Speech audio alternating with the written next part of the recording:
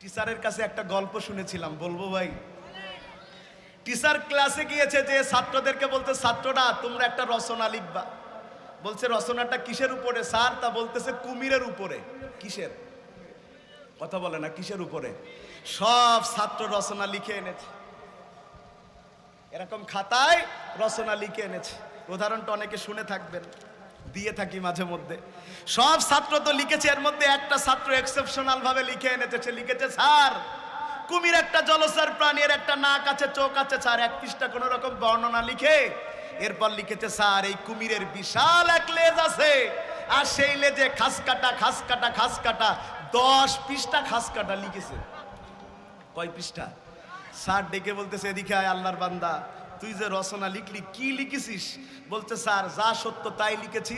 বলতে 10 পৃষ্ঠা খাস কাটা? বলতে, স্যার কুমিরের যতগুলো খাস কাটা আছে আমি ততগুলো খাস কাটা লিখেছি। যদি পারেন কুমির ধরে গুনে দেখেন ঠিক আছে কিনা। শুনতেছেন? স্যার বলতেছে, তো যে সে ছাত্র না, কুমির বা ধরবো কিভাবে আর গুনবো কি করে? গুনতে গেলি কি আমার আস্ত রাখবে? স্যার বলতেছে, তুই যে কত বড় ভালো ছাত্র, দাঁড়া, তুই আগামীকাল তোরা আবার একটা রচনা লিখে নিয়ে আসবি। সেই রচনা হলো বিল্ডিং এর উপরে, দেখি খাস কাটা কনে পাইস। পরের দিন ছাত্র আবার রচনা লিখেছে সবাই, স্যার বিল্ডিং এর উপরে। ওই ছাত্রও লিখেছে, কিন্তু এক্সেপশনাল। সে লিখেছে, স্যার লাফসা গ্রামের অমুক লোক হঠাৎ করে প্রচুর টাকা হলো, সে চিন্তা করলো আমার অবকাশ যাপনের জন্য একটা বিল্ডিং করা দরকার। সে সমুদ্রের পাশে একটা বিল্ডিং করলো। স্যার এই বিল্ডিংটা ছিল 3 তলা, আর প্রতি তলায় 3টা করে ফ্ল্যাট ছিল, এই রুম ছিল। কোন রকম এক পৃষ্ঠা লিখে এবার লিখেছে, স্যার হঠাৎ করে একদিন আবহাওয়া বার্তা থেকে বলা হলো জলোচ্ছ্বাস হতে পারে, ঘূর্ণিঝড় হতে পারে, আইলা আমফানের মতো আর কি। হঠাৎ করে স্যার সেই দিন ঠিকই জলোচ্ছ্বাস হলো, সমুদ্রের পানি ফাঁপতে ফাঁপতে শহরের মধ্যে ঢুকতে শুরু করলো। স্যার সেই পানি শুধু শহরে ঢুকলো না, লাফসা গ্রামের ওই লোকের বিল্ডিং এর মধ্যেও ঢুকলো। আর বিল্ডিং এর মধ্যে শুধু স্যার পানি ঢুকলো না, স্যার পানির সাথে একটা কুমিরও ঢুকলো। শুনতেছেন কথা? আর স্যার আপনি তো কুমির চেনেনই, একটা চলচর প্রাণী, নাক আছে, চোখ আছে স্যার, আর বিশাল একটা লেজ আছে স্যার। খাস কাটা খাস কাটা খাস কাটা খাস কাটা। স্যার বলতেছে, তুই আমার একটু বিষ দে, খেয়ে মরি যাই। বলতেছে, স্যার যা ঠিক তাই লিখেছি। স্যার বলছে, তাই নাকি? তুই কত বড় ছাত্র হয়েছিস, উস্তাদের মা শেষ রাত্রি। তুই কালকে আর একটা রচনা লিখবি ইতিহাসের উপরে। বলছে, স্যার কার ইতিহাস? বলছে, নবাব সিরাজউদ্দৌলার ইতিহাস। দেখি তুই কুমির কনে পাস?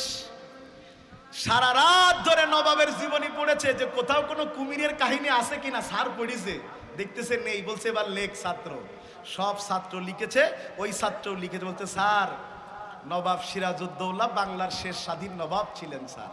সে দেশ ঠিকঠাক চালাচ্ছিল, কোনো সমস্যা ছিল না, কিন্তু উনি একটা ভুল করেছিলেন স্যার। সেটা হলো তিনি রাজনৈতিক জীবনে একটা ভুল মানুষকে বিশ্বাস করেছিল, তার নাম মীর জাফর। আর স্যার রাজনীতির ভাষায় ভুল মানুষকে বিশ্বাস করা আর খাল কেটে কুমির আনা একই কথা। শুনতেছেন কথা? শুনতেছেন? আর স্যার আপনি তো কুমির চেনেনই স্যার।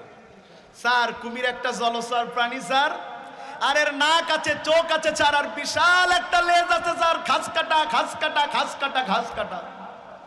কথা বলছেন না কেন? আমি কি বুঝালাম? হাসির খোরাক দিলাম না, হাসির খোরাক দিলাম না, হাসির খোরাক দিলাম না, বরং আমি বুঝাতে চাইলাম ওই ছাত্র যেমন যেখানেই যায় খাস কাটার গল্প ছাড়া রচনা লিখতে পারে না।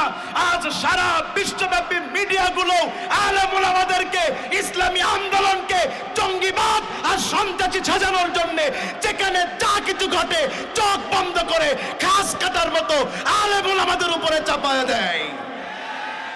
অথচ জঙ্গিবাদের সাথে, অথচ সন্ত্রাসবাদের সাথে আলেম ওলামার কোনো সম্পর্ক নাই। ভাই রাগ করতেছেন আপনারা? শেষ করে দেব। বন্ধুগণ আমার, খুব মন দিয়ে বুঝে নেবার। ইকরার বিল লিসান, তাসদিক বিল জিনান, আমল বিল আরকান। মুখ দিয়ে বলা লাগবে বান্দারে, মুখ দিয়ে বলা লাগবে। আপনি যেই লা ইলাহা ইল্লাল্লাহ আপনি মুখ দিয়ে বলবেন, খুব মন দিয়া বুঝেন মুখ দিয়ে কেমনে বলবেন আপনি। সবাই বলেন লা ইলাহা, জোরে বলেন লা ইলাহা, আরো জোরে বলেন লা ইলাহা।